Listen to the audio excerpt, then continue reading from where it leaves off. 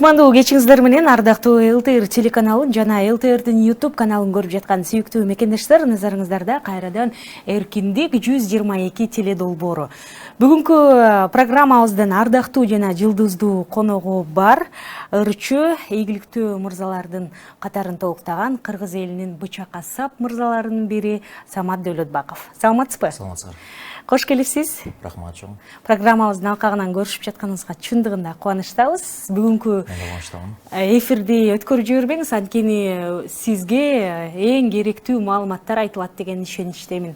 Самат байке, айтсаңыз сөздүн башында болсун. Бүгүнкү күндө бир эмес, бир канча проектилердин үстүндө иштеп жатканыңызды билебиз. Анан ошол проектилериңиз тууралуу айтып берсеңиз, жалпысынан канча долбоор менен иштеп атасыз, алардын ийгиликтери тууралуу? Негизи ошол мен баягы мен өзүм боюнча ошондой бир жерде тура албайт экенмин. Андыктан ар дайым ошо катар менен бир нече проект менен көп жылдан бери иштөөдөмүн. Кээ бирөөсү жабылат, кээ бирөөсү ачылат. Бир аз азыраак болуп калса дагы бир нерсе ачып ийем. Азыркы учурда бир баягы активдүү иштеген 4 долбоорум бар. Баягы кез менен убактысы болгон менен негизи алар баягы менеджментте делегирование берип койгом балдарга, кыздарга. Бирок баягы кез-кезде показательдерибиз, баягы цифралары түшүп баратканда өзүм фокусироваться этип кирип болуп турам да ичинде. Алардын бирөөсү баягы 11 жылдан бери чыгарып келаткан журналыбыз бар, One Magazine журналы. Анын ошол долбоордун алкагында саякат долбоорубуз бар, One Travel деген. Ал долбоорубуз бир аз пауза алды эле, азыр кайрадан башталды. Биздин Кыргызстандын белгилүү каналдарына чыгып келет бүгүнкүгө чейин.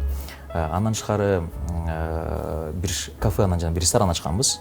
Анан Кыргызстанда бир дүйнөлүк таанымал болгон 55 өлкөдө 600дөн ашуун магазини бар, косметика жана парфюмерия сатылган магазиндердин Кыргызстандагы дистрибьюторумун. Ошол боюнча азыр Бишкекте жана ошол региондордо чакан дүкөндөрдү ачып ошонун үстүндө иштөөдөбүз азыр. Абдан жакшы. Көп бизнестердин баардыгын баягы кылып көрдүм деп атпайсызбы? Негизинен айтсаңыз, Кыргызстанда бизнести алып кетиш үчүн, өнүктүрүш үчүн кайсыл бизнестин түрү мындай ыңгайлуу? Эми ыңгайлуу деп айта албайм. Мисалы ар бир адамга өзүнө мисалы бирөө ошол активдүү иштегиси келет. Ошол ичинде мисалы эгерде өтө процесске кирген адамдар бар. Мисалы эне-жийине чейин билет. Кээ бирөө болсо сырттан эле контролировать эткиси келет. Мисалы спящий инвестор деп коет, анын акчасын берди, ай сайын отчетун алып турат, тыйынын дивидендин алып турат, болду. Ошол жетиштүү кээ бирөөнө. Андыктан Кыргызстанда демек бизнестин түрүнөн эмес, баягы иштегенден көз каранды. Эми албетте ар бир негизи бизнес эми ошол адамдын ой жүгүртүүсү да, кандай ошол ишти көргүсү келсе ошондой кылып алып барат. Анан бизде Кыргызстан негизи көп жолу айтып келгем, дагы бир жолу айтам, бизде өтө уникалдуу бир рынок бар да бизде. Рынок дегенде көп ойлобосун, баягы базар депчи. Рынок деген бул рынок сбыта деп коет. Кайсыл жерге сенин услугаңды же ошо продукцияңды сата аласың. Мисалы биз кыргыз эли, кыргыз калкы, кыргызстандыктар негизи азыраак келебиз. Андыктан ошол жерде Кыргызстанды өндүрүп туруп сыртка чыгара билсең, ошол услугаңды баягы сата билсең, анда бул аябаганда чоң бир жетишкендик деп эсептеймин. Негизи азыркы заманда, интернеттин заманында баягы онлайн бизнестер офлайнда да четке кагып койду да. Айырмасы жок, каякта жашайсың азыр деген тиги Бали аралына барып туруп эле бизнесин кыла берсең болот. Андыктан оңой болуп калды деп эсептеймин. Негизи мындай көп ишкерлерге жаңы мүмкүнчүлүктөр ачылууда. Бул IT тармагында болсун, бул ошол эле баягы Wildberries билесиңер, Amazon билесиңер, ошол жерде отуруп алып, ортомчу болуп, сен эчтеке өндүрбөйсүң, балким бир жакшы бир таланттуу бир модельер таанышың бардыр, ошо менен сүйлөшүп туруп, Wildberries'тен бир жакшы бир контакт байыр таап туруп, ортосуна бир айырмага отуруп алсаң болот. Ушундай кылган бизнесмендер да көп азыр. Ошон үчүн бул жерде отуруп алып, ошол баягы критическое мышление деп коет, тилекке каршы жаштарыбыз азыр ошону ойлонбой калды. Мындай жакшы бир сөз бар, мен жакшы көрөм аябай. Think out the box деп коет, мындай бир квадрат болсо, ошонун сыртына да ойлонгонго аракет кылышың керек да. Потому что көбүнчөсү ошол бир өзүбүздү бир чектеп алабыз да, өйдү жагынан, ылды жагынан. Анан ошонун баягы чыгып көз мындай карап, эмне кылсам болот, кандай кылсам болот деп ошого жетише билсек, ошондо мен оюмча баягы жакшы проекттер жарата алабыз деп ойлойм. Абдан сонун. Анан азыр сиз деле көрөт болушуңуз керек ба? Соц тармактарды ачсаң эле кирешиң аз болуп атабы, акчаң аз болуп атабы, мен көбөйтүп берем, мага кел деген рекламалар абдан көбөйүп кетти го.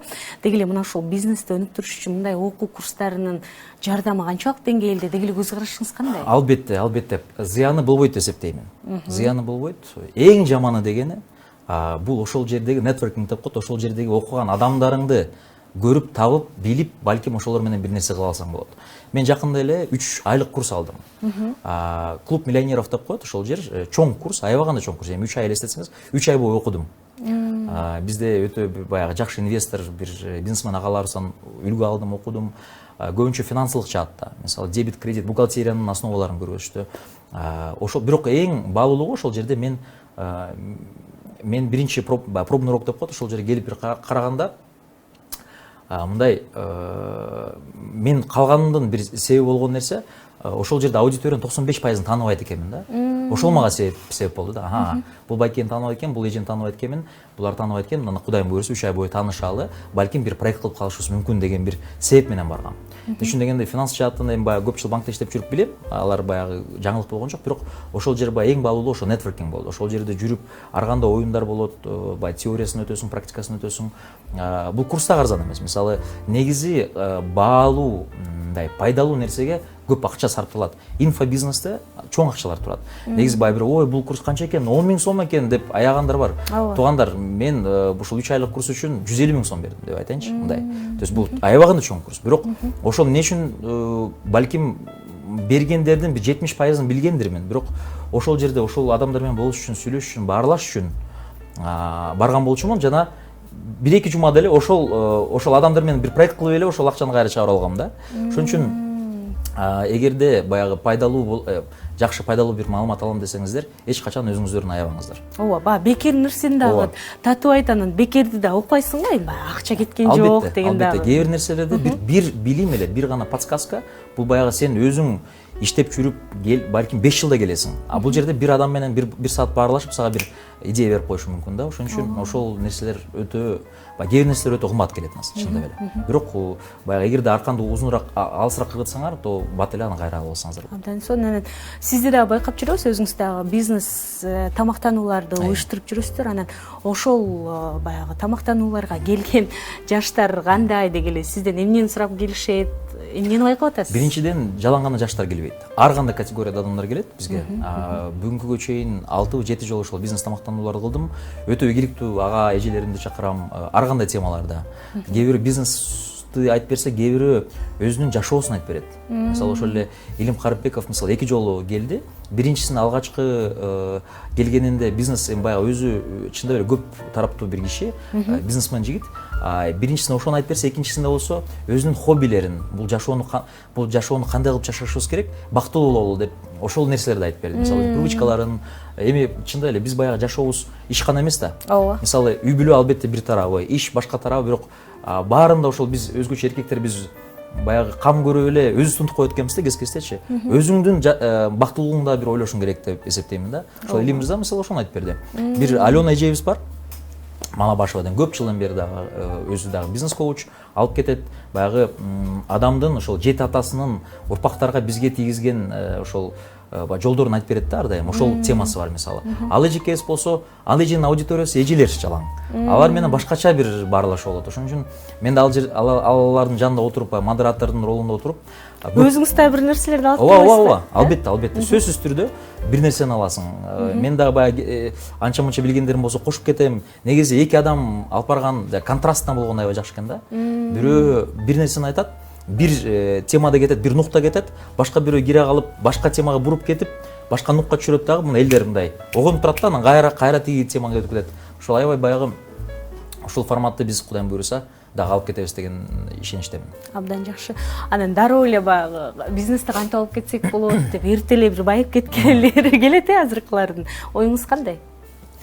Эми азыркы заманда оңой бат байса болот. Албетте анын нишасын табыш керек. Эми ал адамдар балким Кыргызстанда 100 000ден бирөө экөө болушу мүмкүн, чектелүү гана болот. Бизде Кыргызстанда негизи адал иш менен расмий түрдө баягы бат тез өнүк байгандар өтө аз.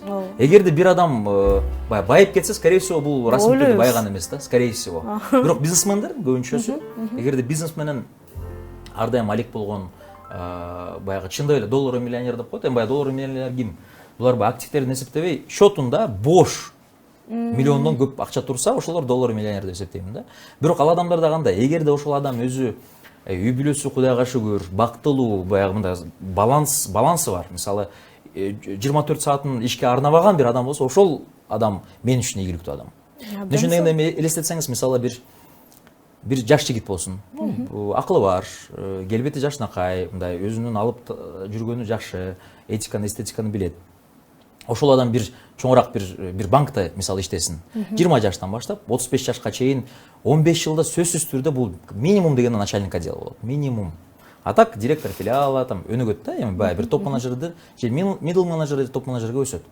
Бирок эгерде ошол адамдын үй бүлөсү болбосо, мен үчүн ал адам ийгиликтүү эмес. Эмне үчүн дегенде ал өзүнөн башка баягы 24 сааттан 8 саатын уйкуга берсе, калган убактысын ишке арнаган болгон 15 жылда. Албетте сен өнүгөсүң. Бирок эгерде сен ошол эле учурда параллелдүү баягы бир үй бүлөңдү алып кет, балдарыңды өстүр, аларга көңүлүңдү бөл, тарбияңды бер. Ошонун баарын алар дагы жашнакай ийгиликтүү өсүп келатса, сен да ийгиликтүү болсоң, ошол адамдар ийгиликтүү. Абдан сонун. Ушул жери абдан чын эле бардык телекөрүүчүлөргө дагы жактуу болуш керек. Бир эле баягы иштеп кетпей. Ачуу чындык, эми биз негизи менин философиям ошол, жашоодо биз өзүбүздү мындай сбалансированный алып жүрсөк деп эсептейм. Баланс болсо бүт жагынан. Ишти иштеп жүрүп, баягы көрдүүнө деп коет, ошонун артынан кубайлы. Экинчиси же өзүбүздү полностью ой, мен туугандарым, мен үй бүлөм биринчи орунда деп бияк жакты унутуп койбойлу. Экөөнү тең алыш керек. Аягында үчүнчүсү бар, өзүң барсың. Өзүң үчүн жаша, туугандарың бар. Эми өзүң бактылуу болсоң, калгандар да сага мотивация берет. Сен балдарың деле сени көрөт. Атабыз бактылуу турбайбы? Мен да ошого умтулам депчи. Ошон үчүн бул жерде бүт жагынан баланс ала алсак гана биз ошондо эртең мен мынакей 40-ка чыгып калдым, Кудайга шүгүр, жакшы жашадым деген ойго келесиң да, кайгырбайсың. Ошого умтулушубуз керек десем. Абдан жакшы. Сиздин багы көпчүлүктүн комментарийин окуп келсем, сиз окудуңузбу? Ооба. Мындай экен го. Биз ушундай сендей балага муктажбыз, кыргыз элине сендей балдар керек деп аябай көптөр жазыптыр, чын эле 90%. Анан парламентке кел, биздин баягы өйдө жакка бар деген сизге аябай сонун сөздөр жазылыптыр. Анан бул комментарийлерди окуп сизде да бир ой болуш керек, менимче. Анан жергиликтүү кеңешке дагы катыштыңыз партия менен, анан кандай болуп атат бул жагы деги эле? Эми Кудайга шүгүр, былтыр өзүмдү сынадым. Негизи политикага, чоң политикага барам деген оюм бар эле ар дайым. Аны илгери 15 жылкы мурунку интервьюда да айтып келгем, азыр деле айтамын. Бирок балким азыр убактысы келген эмеспи, билбейм. Былтыр кичинеден кадан баштадыңыз демек? Акырын баштадык. Негизи баягы коомчулукта мен мындай жөн тура албайм, кайдыгер боло албайм да. Мисалы, эгерде ар кандай бир позициялар, баягы ситуациялар болуп калганда деле көрсөңүздөр керек, сөзсүз түрдө өзүмдүн оюмду айтам, баягы проблемаларды чыгарганга аракет кылам. Бирок политика бул азыркы учурда өтө мындай татаал, баягы кандай десем, өтө оор нерсе. Азыр ким кандай болуп жатат, илгери баягы бир туруктуулук болбой атпайбы? Мисалы, власть имущий деп коет, чоңдор кайра алмашкандыктан туруксуз болуп келатат да. Ошол туруктуу болсо, мисалы, ажообуз 5 жыл отуруп, же 10 жыл баягы белгилүү бир министрлер отурса, премьерлер отурса, ошондо гана бир вектор көрө алсак болот да. Мындай, бул жолдун жыйынтыгы бул болушу мүмкүн, натыйжалар булар болот депчи, аягында баягы демилгеси булдай, натыйжасы мындай болот деп көрсөк болот. Бирок азырынча туруксуз болуп атат, биле албай атабыз да. Мисалы, мен деле ошон үчүн бир аз баш тартуудамын. Негизи парламентке 2 жыл мурун чакырышты эле мени. Жакшы бир партия, Золотой деп коет. Эми баягы сизден каражат сурабайбыз, келиңиз, жаныбызда болуңуз депчи. Жакшы дагы алдыңкы орундарды беришкен. Бирок белгилүү бир себептер менен мен кое турайын, күтө турайын, азыр убактысы келе элек деп баш тартканмын. Былтыр БГКга Бишкек ошол кеңешке барам деп, жергиликтүү кеңешине барам деген жакшы ниет менен аттанып 20 күн бою баягы экинчи болбоду эле эсиңизде барбы? Экинчи ачып койдуңуз. Ошондо катышып, биз мисалы мен өзүмдүн участоктордон биринчи болуп келгем. 14 участогубуз бар эле. Кудайга шүгүр, мен ошондо күнүгө адамдар менен сүйлөшүп атып, көптөгөн мен билбеген көп проблемаларды уктум. Негизи мен адамдар менен көрүшүп, сүйлөшүп, белгилүү бир баягы кандай десем суроолорду чечкенге баягы бирөөгө жардам берсем ошондон ырахат алам да. Ошон үчүн ошону мен түшүндүм. Ошондо баягы күнүгө эле бир жолугушуулар болуп атты. Анан бирок азыркы учурда ошол дагы эле ошол партияга мүчөмүн, күтүүдөмүн. Кудайым буйруса эгерде баягы өзүбүздүн убактыбыз келип калса, ушул жылбы, кийинки жылдарыбы ошол Бишкек ор кеңешине келем деген бир үмүтүм бар. Буйруса көрөбүз кандай болуп калат. Абдан жакшы, анда жакшы тилек кылып коелу. Абдан чын эле эл күтөт экен сизди. Анан негизинен мына ушул бизнес менен бийликтин ортосундагы мамиле кандай болуш керек сиздин оюңузча? Эми Кыргызстанда гана болсо керек. Негизи постсовет өлкөлөрүнө көбүндө эле ошондой. Эгерде бир структурага, бир жерге өкмөт аралашса, ошол жер чөңүп кетет да. Өнүкпөйт. Мисалы байкасаңыздар, бизде кайсыл секторлор өнүгүп атат, өкмөт аралашпаган секторлор өнүгөт көбүнчө. Мисалы бизде Орто Азиядагы эң жакшы өнүккөн секторлордун бирөөсү бул хорика сегменти. Хорика отели, hotels, restaurants and cafes деп коет. Ошол биз баягы услуга берген нерселерибиз көп Россиядан келгендер, Казакстандан келген досторум өтө өнүгүп кетиптирсиңер дейт да. Биз ошол сегмент аба өнүккөн. Ошондо борбор центрлар бул. Эми Бишкек болуш керек, ооба, борбор. Бирок мисалы чоң шаарларда, мисалы ошол эле Караколго мисалы биз 2 жыл мурун саякат кылганда өтө мындай жакшы жерлер ачылганын көрдүм, байкадым. Отелдер деле ошондой, гостиницалар болсун, хостелдер болсун, же кофейнялар болсун. Нарында деле жакшынакай жерлер бар экен. Ошто айтпай эле коеюн. Анан бул бир тарабы. Мисалы легкая промышленность билесиздер. Ал жагы текстиль жагы өтө жакшы өнүккөн бизде. Анын үстүндө Amazon менен Wildberries өнүгүп атат. Баягы негизи кыргыз калкы дегенде туура эмес болуш, кыргызстандыктар деп айтайынчы. Кыргызстандыктар өтө биз мындай көп жылда ошол өзүбүз менен өзүбүз болуп ошол айтып атпаймынбы, өкмөт болбогон жерде өнүгүптүрбүз да. Башка сегменттерге мисалы мындай частный чоң бизнеске мисалы өкмөт кол салганда гана ошол жер батып кетет. Байкасаңыздар керек, бул баарыбызга эле маалым. Андыктан негизи капитализмдин основасы ошол. Эгерде адамдарга баягы өздөрүнө эркиндикти берип коюп, анан конкуренция менен булар өнүгөт деген бул чындык. Бирөөнү көрөт, башкасы кылат, ошол менен өнүгөт да. Андыктан эми биздин дагы Кудайым буйруса мындай ачык келечегибиз жакынкы жерде деп эсептеймин, ошого үмүт кылалы. Конкуренция десеңиз бир сөз эсиме келди. Немет сокмуштуусу мындай деп айткан экен да.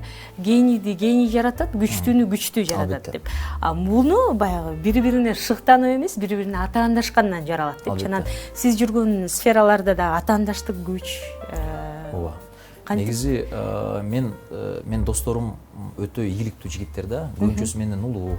Анан ошолорду мен мындай алардын иштерин кылып атканын байкап, алардын баягы ой жүгүртүүсүн байкап отурганда эле жөн эле бир дос катары эле бир чай кофе ичкенде эле адамдар менен кандай сүйлөшүп атат, ошону байкап мен чоң мотивацияланам да. Аларды мен албетте атаандаштык деп эсептейм, бирок ошолордун жанында жүргөндө мен өзүмдү аябай жөнөкөй, ийгиликсиз жашоомдо эч нерсеге жете албагандай бир сезимдер келет да. Андыктан кой деп баштайсың. Кой деп анан өзүң мотивация берип, анан кайра баягы иштегенге аракет кыласың. Ошол жакшы деп ойлоймун. Негизи айлана чөйрөңдү мындай күчтүү адамдар менен курчасаң, ошондо эң жаманы баягы сен таптакыр эми биз эми адекваттуу эле мындай мейибиз иштеген эле балдарданбыз. Андыктан мындай ойлоносуң да, айла жок. Эмнеге мунун жашоосу мындай, меники мындай деп анан ошого умтула баштайсың. Ошон үчүн айлана чөйрөң, ошол атаандаш болобу, досуң болобу, коллегаң болобу өтө мындай эме фундаментально керектүү нерсе. Ошон үчүн мен ошол эмелерге кайрылып өтөйүнчү, биздин көрүп аткандарга айлана чөйрөңөрдү карагыла. Эгерде сиздерде сизди артка тарткан, эгерде ошолордун арасында эң ийгиликтүүсү силер болсоңор, анда туура эмес айлана чөйрөдөсүңөр. Андан да өтүш керек да. Албетте, аны өтүп баягы сиз эң жаманы сиз болуңуз да. Ошондо гана сиз баягы ар дайым өсүүдө болосуз. Абдан жакшы, абдан сон. Айтмакчы, бүгүнкү күндө ийгиликтүү инсан болуш үчүн, ишкер болуш үчүн бир гана акча болсо болду же кандай сиздин оюңузча? Албетте эң биринчи баягы кыска мөөнөткө ошол болушу мүмкүн акча. Бирок негизи адам баласы биз адамды баягы өзгөчө белгилүү бир жаштан кийин биз эми дароо эле көрөбүз да. Адамдын ниети кандай экен, маскасы бар бекен, жок бекен. Ошон үчүн акчасы барбы жок, мисалы мен үчүн эч кандай роль ойнобойт. Потому что анын тыйыны, ошол малы мүлкү өзүнө гана буйруган. Бизге буйруган эмес. Ошон үчүн буйрусун, аш кылсын. Эң негизгиси, эгерде биз мисалы биздин баягы ойлорубуз келишип, кийин келечекте бир жакшы бир бизнес кыла алсак же бир кызматташуу болсо, ошол биздин мамилебиздин бир пик деп коеюнчу, ошол натыйжасы болушу мүмкүн. Бирок ага жетебизби, жетпейбизби ким билет. Мисалы сиз кандай адамдар менен мамиле кыласыз? Мен баягы сапатка да көңүл бөлөсүзбү, адамдагы качество дегендей? Албетте. Менин досторум мисалы өтө ар кандай адамдар. Мисалы көп досторум бар, 20-25 жашта, классташтарым, мен өзүм кыргыз түрк лицейинде тургам. Биз баягы классташтар менен бүгүнкүгө чейин жума сайын көрүшпөсөк башыбыз ооруйт кадимкидей. Ошон үчүн көрүшүп турабыз. Андан тышкары баягы эми коомдорубуз бар, мисалы баягы эмне деп коет. Бул жерде бул бар 5-6 адам, бул жерде 5-6 адам болуп, ар кандай бири-бирин тааныйт көбү. Ар кандай адамдар. Мен баягы бомж деп коем, туура эмес болот, бирок ошол бомждон деле көп нерсе ала алсаң болот да, маалымат иретинде, кызыктуу маалымат, пайдалуу маалымат ала алсаң болот. Жана миллионер менен мисалы мен бирдей эле мамиле кылам. Мага айырмасы жок. Ал бомж болгонун себеби да бардыр. Аны биз билбейбиз. Эми адам менен сүйлөшө билсең гана чоң бир дүйнө экенин билесиң да, ошон үчүн. Демек баягы сүйлөшүү менен адамдын ичине кирип, адамды байкай аласың, э? Ооба, бирок эми ал жагы да бар. Мисалы сүйлөшсөң, кээ бирөө эми лицемерлер азыраак болсун, бирок ошондой адамдар бар. Мисалы өздөрүн кандай болбосо ошондой көргөзгөнгө аракет кылат. Аны да байкайсың. Мисалы кээ бирөө жасалма болот. Ооба, кээ бирөө мисалы колдонгусу келет жөн эле мени, мисалы. Колдонгон деле адамдар бар. Мисалы кыска бир убактылуу проектке чакырып коет да, ой тигиндей бир мынтебиз тигинтебиз, бирок анын баары мен көрүүдөмүн. Мейли, жардам берейин, проблемасы жок. Деп анан баягы түшүнүп жардам берип, анан кайра өзүң мындай четке кетип каласың. Ошондой деле моменттер бар. Жашоодо баардык нерсе кезигет да, э? Эми сиздин баягы чыгармачылыгыңыздагы тууралуу сүйлөшөлү, анан эс алуу деп калдыңыз ба? Иштегенди билген адам эс алганды да билиш керек да. Анан кандай эс аласыз? Эс алуу кандай түрү жагат? Үй бүлөлүк эс алууну тандайсызбы же достор менен эс алууну тандайсызбы? Айткандай эле ошол баланс болуш керек. Мисалы кечөөгүн эле биз үй бүлөбүз менен бүтүн күн тоодо жүрдүк. Мисалы тоодо эс алып пикникте келдик. Ага чейин бир күн мурун болсо досторум менен жүрдүм мисалы.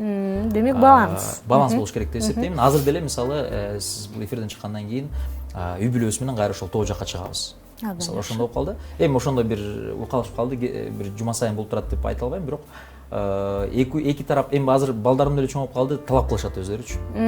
Папа, мынакей, могул уже мынча убакыт өтүп кетти, бияка барган жокпуз, мындай кылалы, тигиндей кылалы. Чыгармачылык жагында сурап калдыңыз, э? Ооба.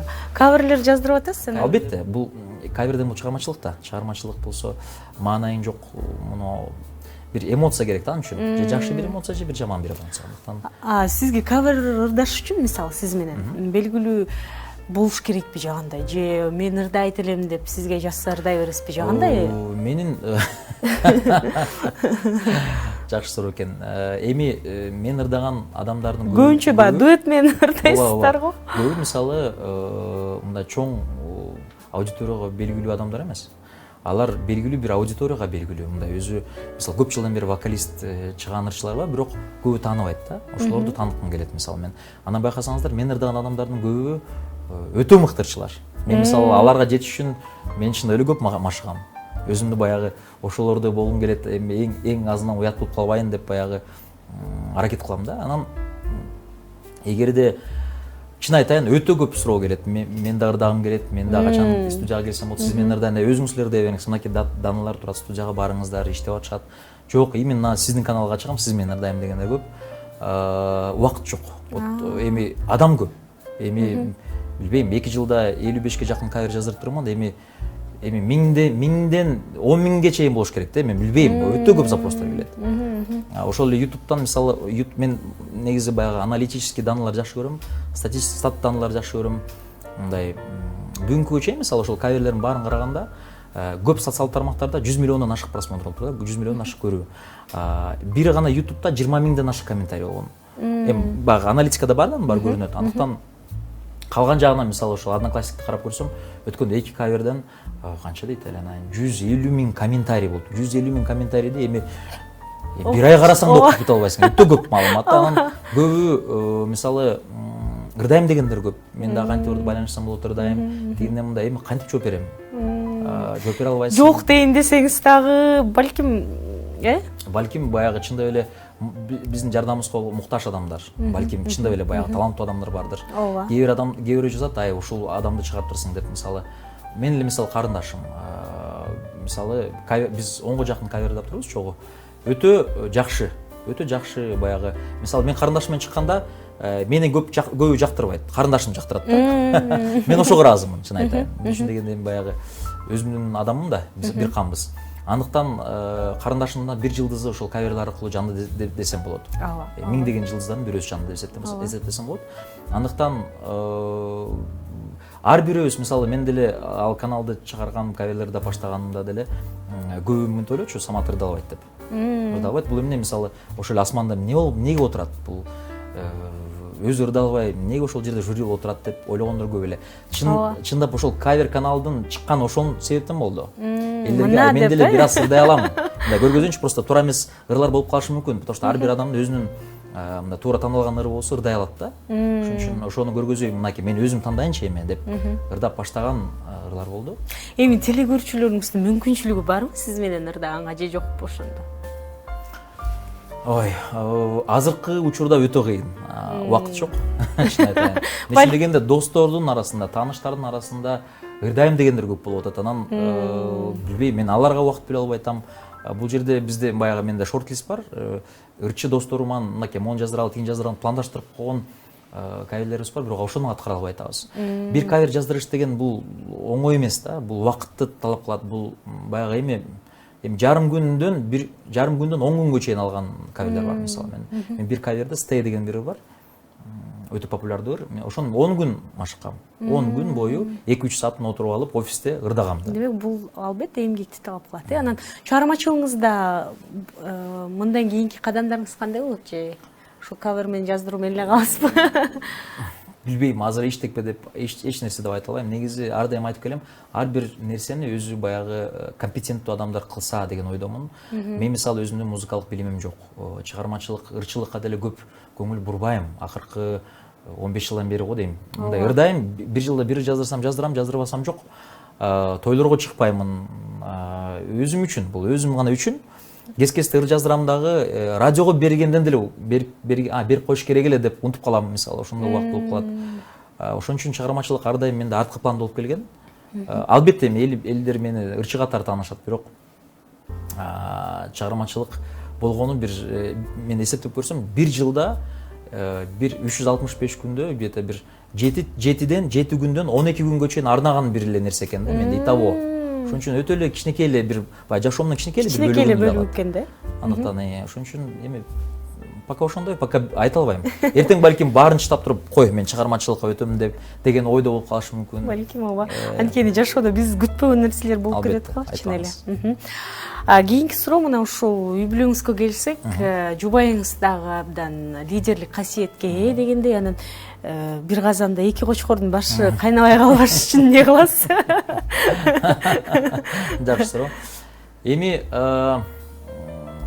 экөөбүз туура айтасыз. Экөөбүз тең баягы мындай экспрессивдүү, эмоционалдуу адамдарданбыз.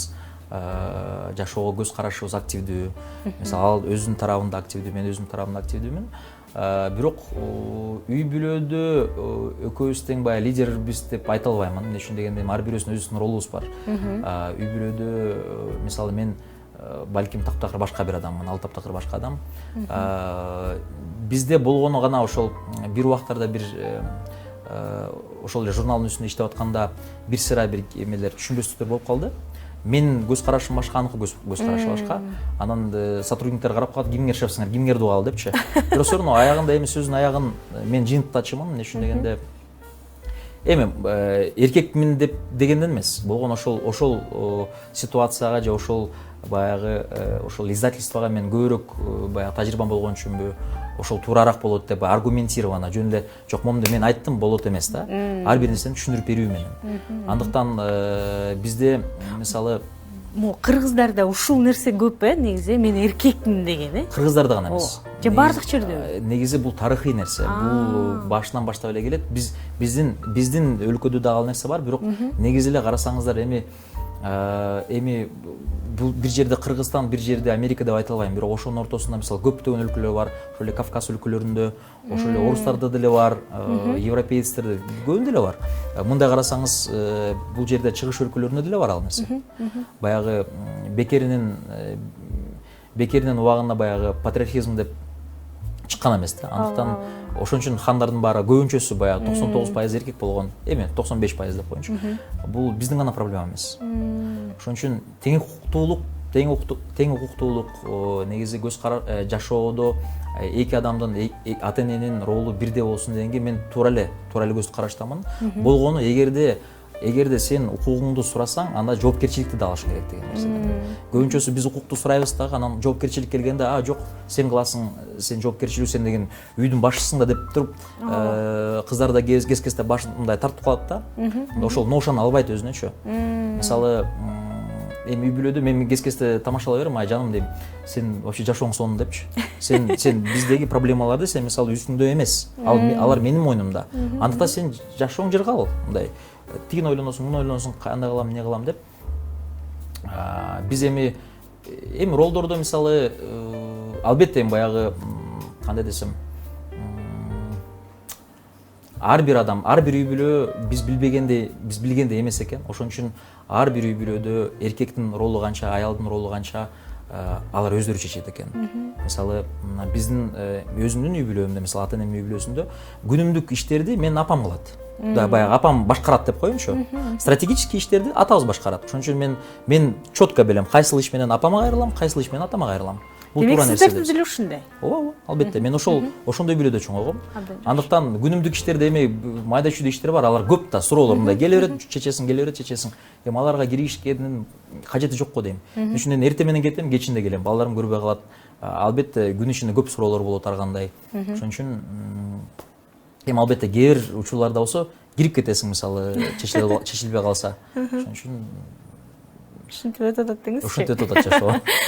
Балдарым деп калдыңыз деги эле, балдарды дагы баягы көптүн шаары менен эмес, бир ийгиликтүү, бир жакшы балдар чыгыш үчүн кандай тарбия же көп үйдө жок болуп калып баягы ага кийлигишпей каласызбы же кандай кыласыз? Көп үйдө жок болуп калган туура, бирок ошону компенсациялаганга аракет кылам.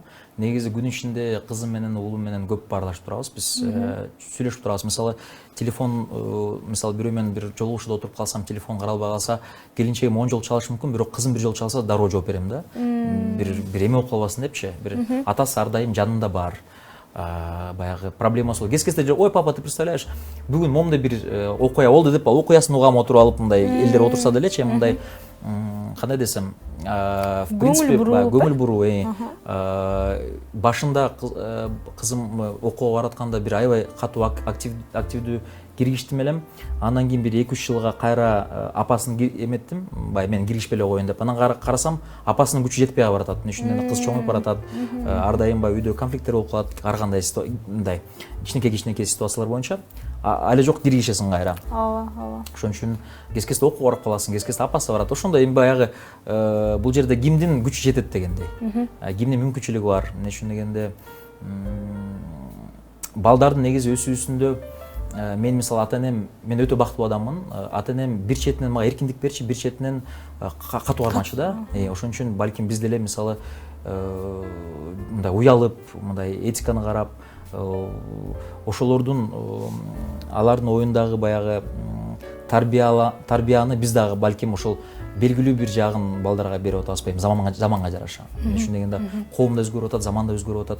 Кээ бир нерселерди адаптировать этиш керек.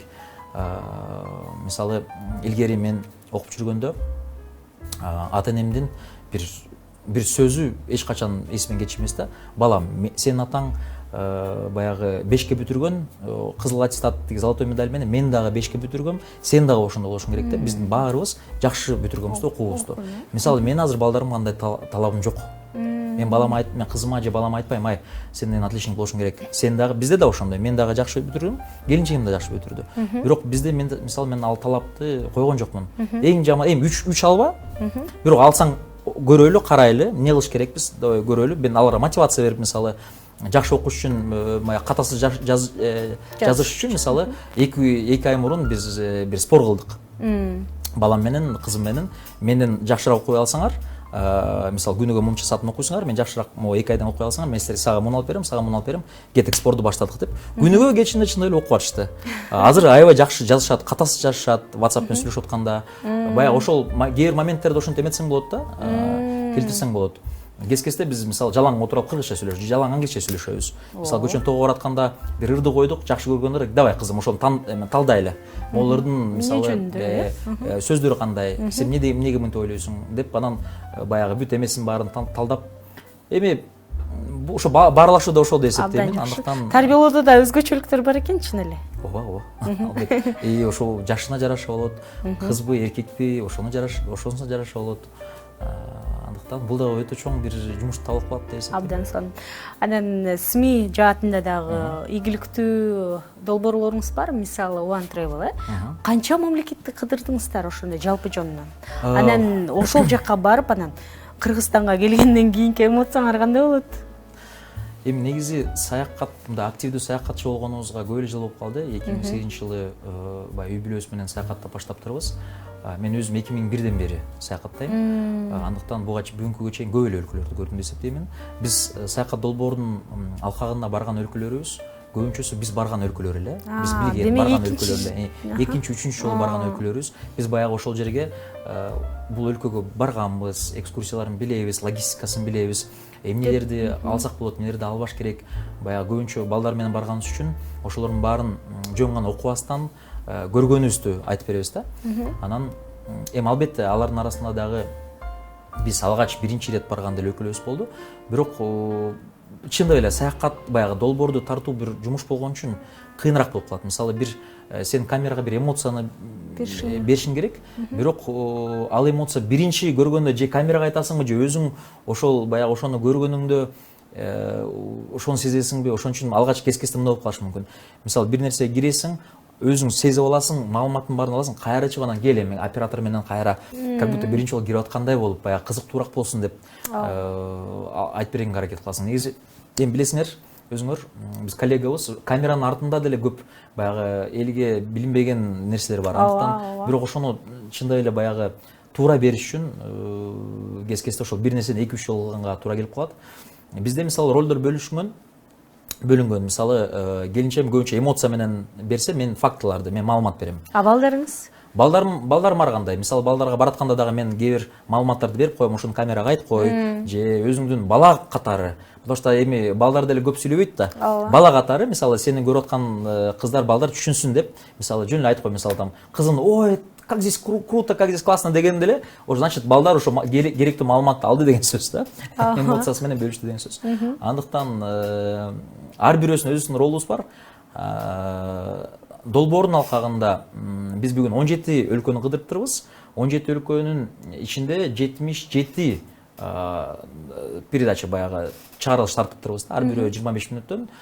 Негизи бир мындай кыдырганыбыз где-то бир 35-36 өлкө болуп калыптыр. Абдан сонун. Ушул 36 өлкөнүн ичинен бир аябай унутулгус бир окуялар менен коштолгон. Жок, окуялар албетте ар бир өлкөдө өзүнүн окуясы бар. Бирок менен ушул суроону көп сурашат. Ар бир өлкө өзү уникалдуу. Мындай башкача бир эмоцияларга берет да. Сен ошол убакта ошол бир 2 жума кетесиңби, 10 күн кетесиңби, 7 күнгө кетесиңби, ошол убакта баягы здесь быть и сейчас ошол максималдуу түрдө ошол сезимдерди каба аласың, эмоцияны каба аласың. Мисалы бир адам баягы жакшы бир сөз бар да.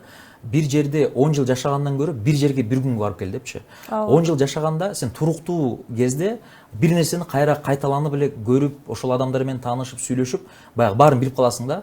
Бир жерге бир күнгө эле барып келсең, географиялык гана тараптан эмес, адамдар менен сүйлөшөсүң, таанышасың, алардын баягы күнүмдүк сен билген нерселерди алар башкача кылат. аларды барып сурайсың, неге мындай, неге баягы бир нерсеге көз караш башкача болушу мүмкүн башка өлкөдө. Ал болсо климаттын өзгөчөлүгүнөн, ошол адамдардын баягы эми тарыхый бир адаттардан калган нерселерден болушу мүмкүн.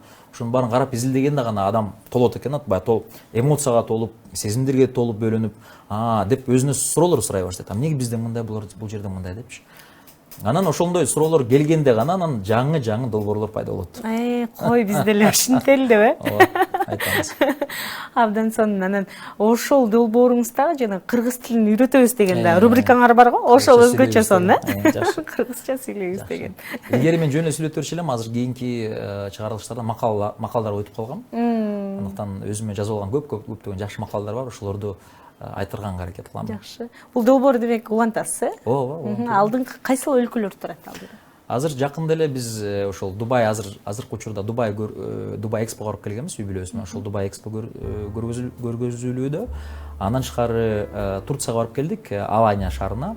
Азыр болсо жакында Кипрге учабыз. Абдан сонун. Жай келди, ысык келатат дегендей, жай дегенде эле баягы эмне элестетесиз, жай дегенде эле эмнени элестетесиз? Мисалы, көпчүлүк жай десе эле эс алуу дейт го. Сиздей болгон мыкты ишкерлер жай дегенде эмнени элестетет? Эми негизи иш тарабын карасак, өзгөчө август майы кичине, август айы кичине эмерээк да. Мына жайыраак болот, сатуулар көп болбойт, бизнес турат, мындай. Шаарда эл аз, Шаарда эл аз. Анан элдер иштегиси келбейт, иштериң токтоп калса, ой эс алууда элемин, бул жердемин деп көп иштериң токтоп калат 1-2 жумага. Негизи бизде Кыргызстанда майрамдар көп. Ошол майрамдарга мисалы мен каршымын. Көп майрамдарды мисалы Казакстанда бир сонун майрам бар экен, День национальной символики деп коет экен. Ошол желек, герб, дагы эмнелер болушу мүмкүн. Ошол ар кандай символдор, ошолордун баарын бир эле майрам болуп коюп берди. Бизде көп да День Конституции ошонун ичине кирип тура алардына. Мисалы 5 май бизде День Конституции, желек күнү кайсыл күн болду экен? 31 август эгемендүүлүктүн күнү. Ошондой ошол көп майрамдарды биз баягы кызыл болбосо да бир килешип койсок. Эмне үчүн дегенде кээ бирөөбүз ушул майрамдарды күтүп жатып калабыз да. Ой, бүгүн майрам экен, эс алабыз депчи. Негизи майрам көп болгон өлкөдө экономика өнүкпөйт. Бизде 365 күндө мен биздин Кыргызстан экономикасын эми бир компанияда эле карайм да. Бизде 365 күн иш күнү бар болсо, ошонун күнүгө баягы дүң продукциясын өнүктүрүү, баягы эми алып сатуу, мындай ошол соода тарабын кайра турган болсок, алып сата импорт экспорт кыла турган болсок, ошону мисалы 330 күнүн гана же 365тен эс алган күндөрдү алып салыңыз. Ал канча күн, 300 бирдемке күн калат же 200 бирдемке күн калат. Анан майрам күндөрүн алып салыңыз. Ошентип биз баягы мына чолок эмеде болуп эле, казде болуп эле акырын баратканбыз да. Балким ошол натыйжаларга биз эч ага эле келмекпиз. Мисалы, бизде эң азынан бир 10го жакын күндө мындай иштөө күндөрүн кылып койсок болот. Потому что иштебеген күндөрдө банктар иштебейт, мамлекеттик ишканалар иштебейт. Булардын баары баягы параличке алып келет да. Мисалы, өткөн 1 майдан 10 майга чейин эс алуу, элестетсеңиз 10 күн эмне кылдык? Эртең 1 май дегенде бир банкка экөөбүз туура кезекке туруп калдык ооба. Ошондой болду. Кайсыл банк экенин айтпай эле коеюн дебейм, ошондой болду. Сиздин бир жакшы цитата бар, рубрикаңыз бар го Инстаграмда. Күндүн цитатасы деп. Жок, ал аны азыр сиздин бир жакшы сөзүңүз менен эфирде аягына чыгарбайлыбы? Макул. Аны мудрозня деп коем, бирок ал мудрозня негизи бул жөн эле мындай сатирикалык бир рубрика. Мен аны деген жөн эле мындай элдердин маанайын көтөрүш үчүн. Ооба, ошон үчүн бүгүнкү кечти баягы элдин маанайын көтөрүп, сиздин бир акылдуу сөздөрүңүз менен программаны жыйынтыктайлы. Келиңиз. Макул. Эми көбүнчө мен ошол жерде мындай айымдарга тийишип жазам да. Эми азыр эфирде айымдарга тийишип аяктаган туура эмес го дейм. Бирок өзүмдүн бир принциптердин бирөөсүн айтайын. Мен ушул жашоодогу эң башкы принципим орусча айтылганда мындай котормосуна берели: трать свою жизнь на то, что переживет тебя. Өзүңдүн жашооңду сенин артта калчу, сенин мурас катары калчу нерсеге сарпта. деген сөз. Бул чоң долбоор болушу мүмкүн. Бул сөзсүз түрдө сен үй бүлөң, балдарың, бул чыгармачылык болушу мүмкүн. Сен кеткенден кийин сен мурас катары калчу нерсең. Сенин ошо Дөөлөт Бакытовдон бир жигит бар эле, ушул долбоорду кылып тур азамат же деп мындай жакшы сөз менен эскерте турган бир долбоор деп эсептеймин. Ошол менен жашап келем. Ушул принцип менен мен көп жыл эме жашап келем. Абдан жакшы, абдан сонун. Сиз дагы ардактуу телекөрүүчү, мына ушул принцип менен жашасаңыз, менимче жаман болбойсуз. Программага келип, мына ушундай эң сонун сөздөрдү айттыңыз. Ыраазычылык билдиребиз, ишиңизге ийгилик каалайбыз. Дайыма аман болуңуз, бар болуңуз. Кыргыз элине сиздей инсандар чындыгында керек. Дайыма бизге мотивация берип жүрө бериңиз. Чоң рахмат. Разымын. Ардактуу телекөрүүчүлөр, бизге бөлүнгөн убакыттар мына ушинтип аягына келип жетти. Биз менен чогуу болгон жалпы телекөрүүчүлөрүбүзгө ыраазычылык билдиребиз. Бизди эфирди башынан көрбөй калсаңыз, анда капаланбаңыз. Анткени ЛТРдин YouTube каналынан кайрадан башынан баштап көрсөңүз болот. Кызматташ, Анна Усубулиева сиздер менен чогуу болдум. Кайрадан көрүшкөнчө аман туруңуз.